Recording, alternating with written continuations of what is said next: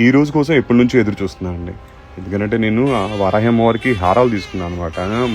మన సేల్ చేసే టైప్ హారాలు అమ్మవారికి ఎప్పుడెప్పుడు చేరుద్ది అనుకుంటున్నాను. ఫైనల్గా అయితే హారం అమ్మవారికి చేరిందండి. 2 హారాలు ఒక హారాలను అలంకరణ చేసి చూపించారు. చాలా హ్యాపీ అనిపించిందంట. ఇవి యాక్చువల్గా ఏంటంటే కాకినాడ కొవ్వూరు వారాహి అమ్మవారు.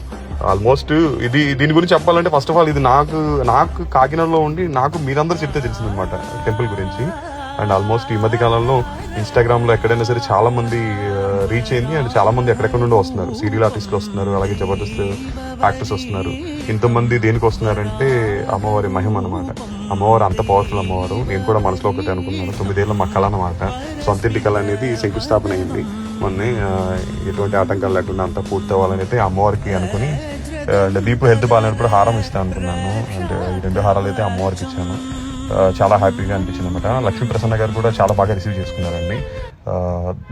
ఏదైనా యాక్చువల్గా మనం అంటాం కదా, అమ్మవారి సేవ చేసుకోవాలన్న అదృష్టం ఉండాలని చెప్పి సేవ చేసుకుంటున్నారు. ఆవిడ కూడా మమ్మల్ని రిసీవ్ చేసుకునే విధానం కూడా చాలా హ్యాపీ అనిపించింది అనమాట. అండ్ డెఫినెట్లీ మీరు కూడా కాకినాడ కొవ్వూరు వారాహి వారిని ఒకసారి అనుకోండి, మనసులో ఏదైనా కోరిక డెఫినెట్గా తీరిపోద్ది. ఇక్కడ బాబు పెరల్స్ వాళ్ళు మీ అందరికీ బాగా సుపరిచితం. కాకినాడలో ఎవరైతే ఈ 1 గ్రామ్ గోల్డ్ జ్యువెలర్సీ ఉందో అది చాలా అంటే చాలా ఫేమస్ అనమాట. ఈ రోజు మన వారాహి అమ్మ వారికి ఆభరణం తెచ్చారు.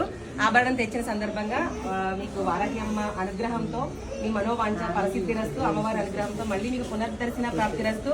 జై వారాహి మాత.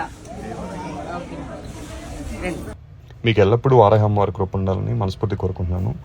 ఓం శ్రీ మాత్రే నమః.